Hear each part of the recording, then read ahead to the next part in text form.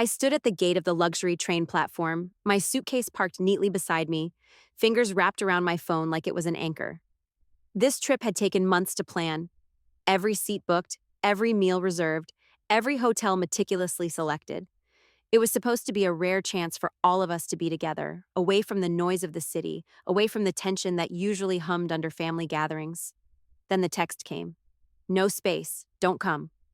Just 3 words from my sister Vivian. No greeting, no apology, nothing. My chest tightened, but I wasn't surprised. Not really. Vivian had always had this way of making me feel like I was extra, like I took up too much air in the room. I stared at the message, the weight of it sinking in like cold water. I typed back, slowly, deliberately. Understood. Take care. There was no point asking why. No point defending myself or pointing out that I had organized this entire countryside retreat. If they wanted to erase me, fine. I wouldn't give them the satisfaction of seeing me break. I pocketed my phone, lifted my bag, and stepped toward the platform. The sleek silver train waited, sunlight glinting off its polished sides. The passengers around me were already lining up, chattering with that restless pre-boarding energy. I boarded anyway. As my heels clicked against the polished floor of the train's entrance, a part of me whispered that maybe I should have just gone home. But I had paid for every ticket, mine included, and I wasn't about to let their cruelty waste what I'd built. I walked to compartment 12B, my compartment, and slipped inside. It was quiet. Too quiet. I sat down, placing my bag neatly on the seat beside me, and took a long breath. I had been through worse than this. Decades of it. If Vivian and the others wanted to act like I didn't exist, that was nothing new. This was just another chapter in a very long, quiet war I'd been fighting my whole life. I stared out the window at the blur of people on the platform. Somewhere down the line, I knew they were boarding too. My sister, my brother Brandon, their spouses, their kids. I could almost picture their laughter, their shared glances, their relief at being rid of me. I forced my shoulders back and straightened my posture, the way I used to before big presentations at work. It was a habit I hadn't shaken, even now, months into retirement. Discipline had always been my shield. The train whistle blew, sharp and clear, and the platform began to drift backward. I caught my reflection in the glass, short black hair streaked with gray, the faint lines around my eyes, and a look I barely recognized. Not sadness, not anger, something colder. I thought about the years I'd given to my career as a chief engineer at the aerospace firm. The late nights, the missed holidays, the relentless pursuit of perfection. I'd built machines that soared above the clouds, but with my own family, I couldn't even get off the ground. The train lurched forward, and I braced myself. This trip was no longer about family. It was about me, and what I had left of myself after all these years of being invisible. The train eased into motion with a low hum, and I felt the familiar pull in my chest. The same feeling I'd had when I left home at 17. I sat back against the velvet seat, the rhythm of the wheels carrying me into memories I'd rather not revisit. Back then, it wasn't a train. It was a bus. I remember the smell of diesel and the way my hand stuck to the cracked vinyl seat as I rode out of town. My mother hadn't come to the station. We'd fought the night before. No, screamed at each other. And she'd said the one thing I couldn't forgive. You're throwing your life away for those stupid machines. No man will ever want a girl who plays with metal and wires. I had stood there, shaking, clutching my acceptance letter to MIT like it was my passport to another world.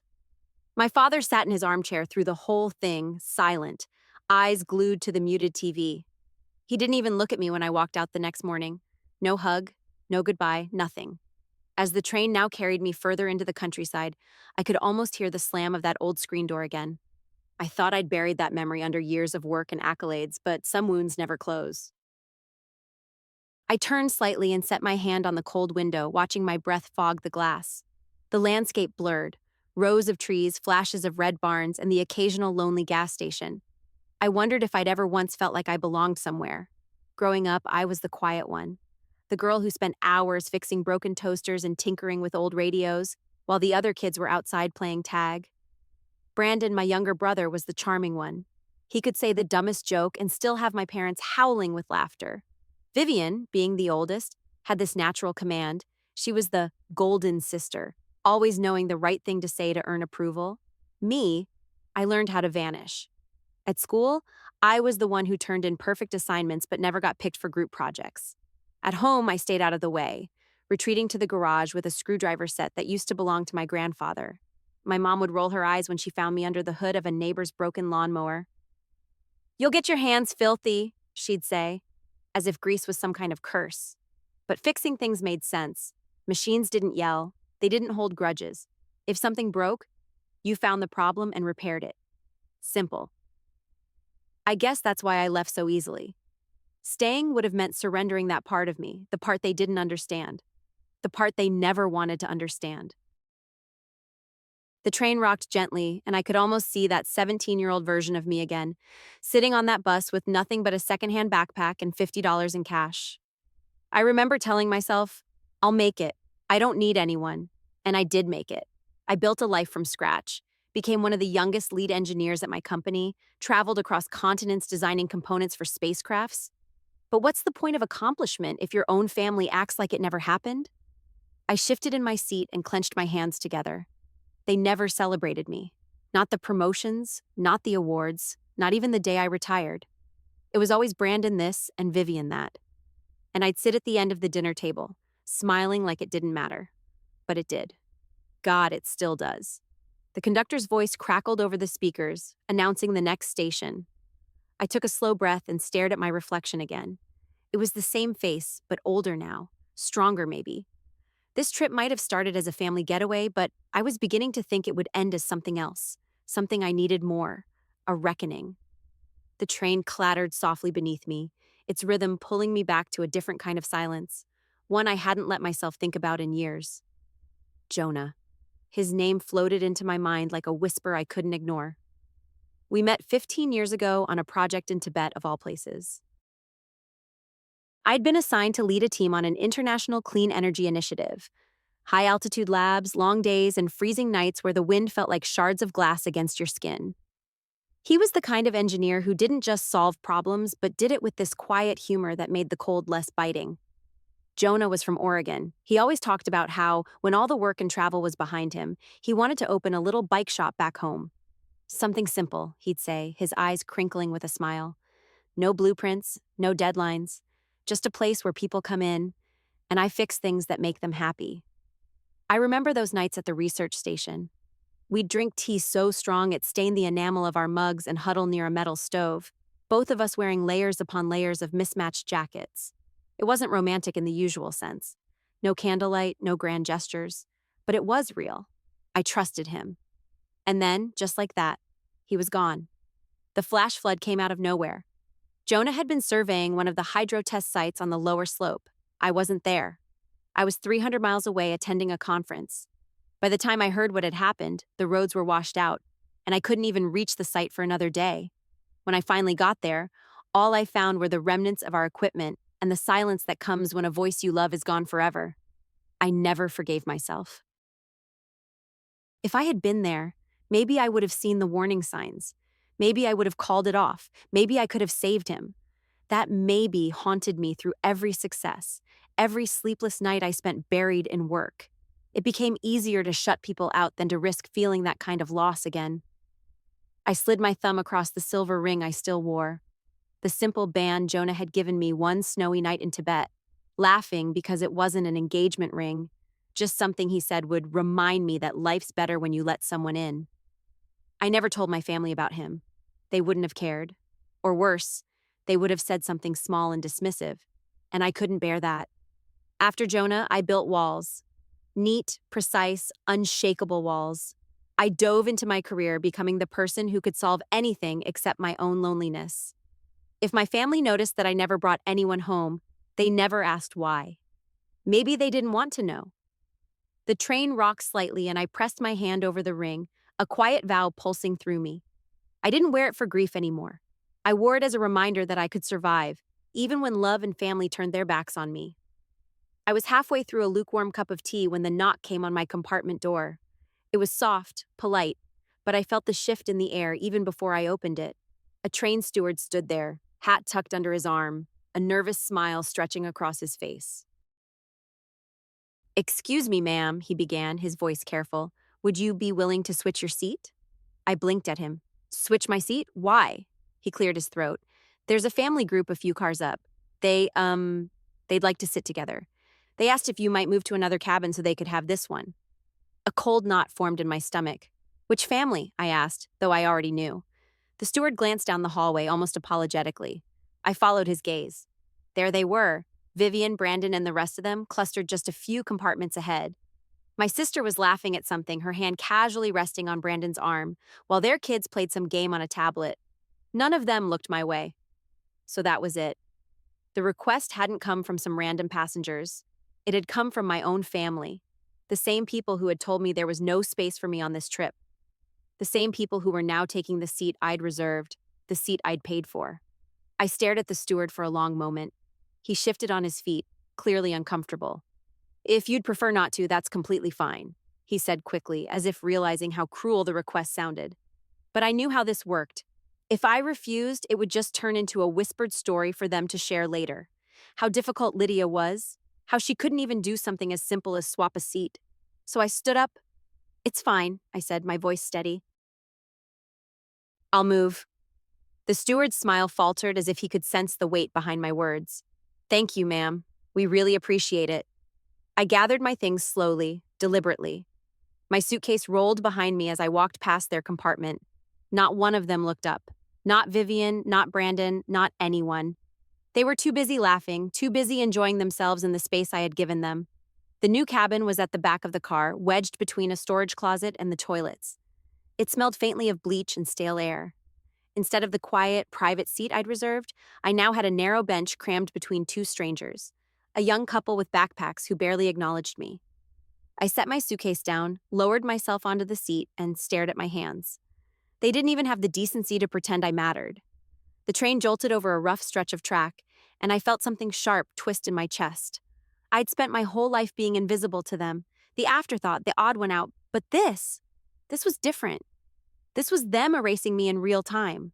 I glanced toward the window, but all I could see was my own reflection. I looked composed, but inside I was burning. They didn't just exclude me. They wanted to take everything I had left, even this seat, even this moment. I forced my hands to relax in my lap, but the humiliation sat heavy, like lead in my chest. For the first time in a long while, I wondered why I'd even tried. The train curved into a wide valley, the sunlight spilling in through the narrow windows of my cramped cabin. I sat there, shoulders stiff, pretending to focus on the paperback in my lap while the laughter from the front car floated down like an echo I couldn't shake. That's when I noticed him. The conductor, a tall man with sharp eyes, moving slowly through the aisle as he checked tickets. He was older now, with deep creases around his mouth, but there was something familiar in his face. When he reached me, he glanced at my ticket, then paused. He squinted, tilting his head slightly. Lydia Zhang? He asked, his voice careful, like he was trying to confirm something extraordinary. I nodded, unsure what to say. He straightened up, a spark of recognition lighting his face. You're the engineer from the wildfire site, aren't you? The research station outside Flagstaff? He broke off, shaking his head with a kind of reverence. You saved my life. For a moment, I didn't know how to respond. The wildfire. God, that was years ago. A nightmare summer when a blaze ripped through the desert hills and nearly destroyed a remote testing facility. I'd stayed behind when everyone else evacuated, rerouting power systems to keep the lab's hazardous materials from exploding. I hadn't thought about who I'd saved, only what needed to be done. I was just doing my job, I said quietly. He stepped back, looking at me like I was someone he couldn't believe was sitting here among the toilets and luggage racks. No, ma'am, you don't understand. You gave me a second chance at life. I never forgot your face. Before I could stop him, he turned, his voice rising. Ladies and gentlemen, he said, addressing the car, we have a very special passenger on board. This is Lydia Zhang, the chief engineer who risked her life to protect dozens of people during the Arizona wildfire of 2014. Some of you might remember that story on the news. The words rippled through the cabin like a shockwave. Heads turned. The young couple next to me blinked in surprise. People murmured. And up front, just a few rows away, I saw them. Vivian, Brandon, their families, all frozen mid-laughter, staring at me with wide, unreadable expressions. The conductor smiled at me warmly. Ma'am, I can't let someone like you sit back here. We have a luxury suite available in the executive car. Please allow me to upgrade you. No charge. I hesitated for a heartbeat, then stood slowly. My legs felt heavy, but each step forward was deliberate, steady. As I walked past my family's rows, I didn't look at them, not fully, but I felt the heat of their gazes on me. Shock, maybe guilt, maybe something that came too late to matter. For once, I didn't shrink. I walked through that train like I belonged there because damn it, I did. The executive car was nothing like the cramped bench I'd just left behind. The air smelled faintly of leather and polished wood. Plush seats lined the aisle, spaced generously apart, with wide windows framing the rolling hills outside. A steward appeared almost instantly, offering me sparkling water as if I had always belonged there. I sat down, exhaling slowly. The conductor had left after ensuring I was comfortable, but his words still rang in my ears. Hero. That wasn't what I'd ever called myself. I'd just done my job, done what needed doing. The same way I'd done everything in my life, quietly, without expecting anyone to notice. But people were noticing now. I could hear whispers a few rows behind me. Passengers were murmuring about the announcement, speculating, scrolling through their phones, no doubt pulling up old news articles with my name in them. The sound of my own history being rediscovered by strangers was surreal. Not all the voices were kind. She must have called ahead, a man's voice muttered. Probably staged this whole thing. No, I looked it up, another woman replied. She's legit. There's even a photo. Her standing in front of the burned-out lab. I kept my eyes on the window, watching the green fields blur past, but my mind wasn't quiet. Public recognition was nice, sure, but it didn't erase what had just happened, or the years before it. My family's silence had cut far deeper than any stranger's doubt. Then I heard them. My sister's voice, faint but sharp, carried through the car. This is ridiculous. She always makes everything about her, Vivian whispered. She didn't even do anything, Brandon chimed in, though his tone was less certain. I clenched my hands in my lap. There they were, still trying to shrink me down. Even when faced with facts they couldn't rewrite, I realized with a sudden clarity that no amount of recognition, no medal, no speech, no public announcement, would ever change how they chose to see me. And for once, that realization didn't sting. I didn't need them to believe in me. Not anymore. I leaned back in the leather seat, my posture calm, my breathing even. The murmurs swirled around me like wind in a canyon, some admiring, some skeptical, but I let them pass. For once, my worth wasn't up for debate. The train swayed gently, sunlight pouring across my lap. I closed my eyes for a moment and let that warmth sink in. Somewhere behind me, my family had fallen silent. Maybe they were embarrassed. Maybe they were stunned. I didn't care. I wasn't going to look back. The hum of the train faded into the background as another memory surfaced, one I had buried so deep I almost believed it wasn't real.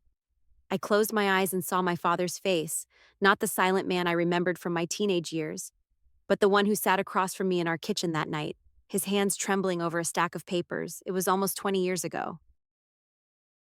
I had just returned from a 3-month rotation in Houston, exhausted, but proud of the new satellite design I'd led. My father had called me home with a cryptic, "We need to talk." I found him hunched over the kitchen table, a spreadsheet open on his old laptop, the glow from the screen making him look older than I'd ever seen him. "Dad?" I asked.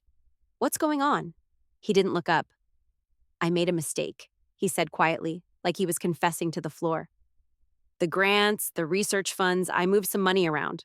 The words tumbled out of him. Fake research projects, invoices that didn't exist. He'd siphoned funds from a local development program, using my name and credentials in places, hoping it would all go unnoticed. I remember feeling my stomach drop. "You used my name?" He looked up then, eyes glassy, like a man already drowning. "I just needed time. The business was failing. You were doing so well. I thought I could fix it before you even noticed." I wanted to scream, but the anger got stuck in my throat. My career, my reputation, everything I had built with my own hands, all of it could have crumbled because of him. "You know I have to report this," I said, my voice shaking. His jaw tightened. "Lydia, we're family. You wouldn't do that to me." But I did. Not openly, not by name, but I filed an anonymous report with the compliance office. I couldn't let him keep doing it, not under my credentials. Within weeks, the family's small consulting business was audited, and the accounts he'd been hiding were frozen. We didn't lose everything, but the fallout was enough to sink him financially. And they all knew it was me who had pulled the trigger. They never forgave me. Not once did anyone ask why. Not once did they consider that I'd saved them from a criminal investigation that would have been far worse. Instead, I became the enemy, the cold, disloyal daughter who turned on her own blood. I opened my eyes, staring at the polished wood of the executive car's table. All these years, they hadn't hated me because I left home for robotics, or because I didn't have children, or because I was different. They hated me because I held up a mirror they couldn't stand to look into. And now, here I was again, taking the hits, sitting alone, while they laughed in their private compartments. I ran my thumb over the silver ring Jonah had given me and felt something settle inside me. The silence from my family wasn't just cruel, it was deliberate. They'd chosen to erase me because they couldn't control me, but they'd failed. The train curved into another valley, and I realized for the first time in years that I no longer needed their approval. My integrity had cost me everything with them, but it was still mine. The train screeched softly as it pulled into the arrival station. People shuffled around, gathering their bags, their chatter filling the aisles. I waited for the initial rush to pass, sitting quietly in the executive car. For once, I didn't feel the need to hurry. When I finally stepped off the train, the air outside was crisp, carrying the earthy scent of pine and fresh rain. I adjusted my jacket and glanced around the platform. Passengers were meeting relatives, hugging, laughing. My own family walked a few paces ahead, deliberately not looking back at me. I let them go. As I wheeled my suitcase toward the exit, I noticed a small group standing near the far end of the station. 4 young women, maybe in their early 20s, holding clipboards and wearing windbreakers with patches that read, Future Women Engineers Association. They looked nervous and excited, like they were waiting for someone important. One of them, a tall girl with dark braids, caught sight of the insignia on my travel bag. It was the old emblem from my aerospace firm, faded but still recognizable. She froze, eyes wide, and then whispered something to the others. They all turned at once, and I saw the recognition dawn on their faces. Is that Lydia Jiang? One of them whispered, just loud enough for me to hear. I didn't stop walking, but our eyes met. For a moment, I felt this quiet current of understanding flow between us. They didn't need an introduction. They knew my name, my work, maybe even the stories of the projects I'd led, the spacecraft components, the emergency designs, the systems that saved lives. The girl with the braids gave a small nod, a gesture so subtle I might have missed it if I hadn't been looking.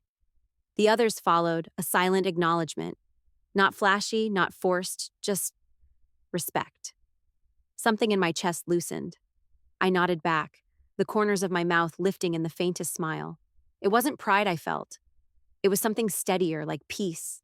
These young women didn't see me as the outcast sister or the invisible daughter. They saw the work, the effort, the years I had poured into building something bigger than myself. And maybe that was the kind of family I'd been searching for all along, not people bound by blood, but by purpose. I walked past them without a word, my steps unhurried.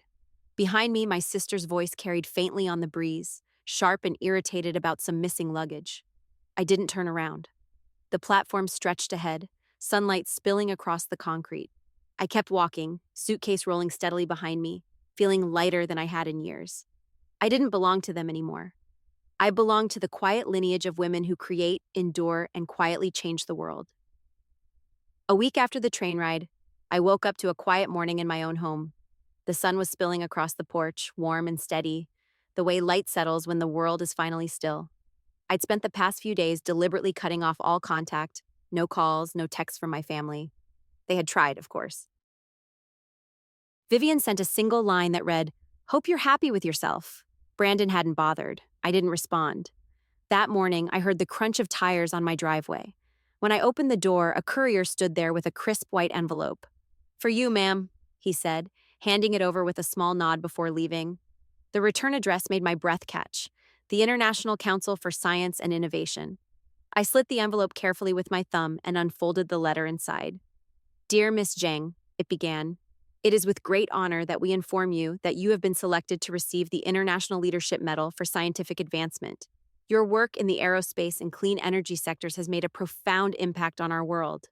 This recognition, though long overdue, is a testament to your vision, your integrity, and your courage." I stopped reading there. My hands trembled slightly as I lowered the page to my lap. For a long time, I just sat on the porch steps, the letter resting in my hands while the morning breeze played with the edges of the paper. I didn't feel the rush of excitement I might have expected. No tears, no fist-pumping sense of victory. Instead, there was a quiet settling inside me, like a knot that had been tangled for decades finally coming loose. I thought of all the nights I'd stayed late at the lab, the years I'd poured myself into work while my family barely acknowledged I had a career worth mentioning. I thought of the train ride, Vivian's text, Brandon's silence, the humiliating seat swap, and realized something profound. I no longer needed them to see me. For so long, I'd waited for their approval, like a dog waiting for scraps. Every promotion, every award I'd won, I'd hoped they would notice. But they never did. And now, sitting in the soft sunlight with this letter in my hands, I understood why that no longer mattered. The validation I'd been chasing wasn't theirs to give. It never was. I folded the letter carefully and slid it back into the envelope. Then I leaned back against the wooden railing and let the warmth of the sun soak into my skin. A faint smile tugged at my lips. Jonah would have teased me, told me to celebrate, maybe dragged me out for a drink I didn't want. I could almost hear his voice saying, "See? They can't erase what's real." I didn't cry. I didn't need to. Instead, I placed the envelope on the small table beside me and just breathed. For the first time in years, I felt whole, not because someone had finally recognized me, but because I had finally stopped waiting to be seen.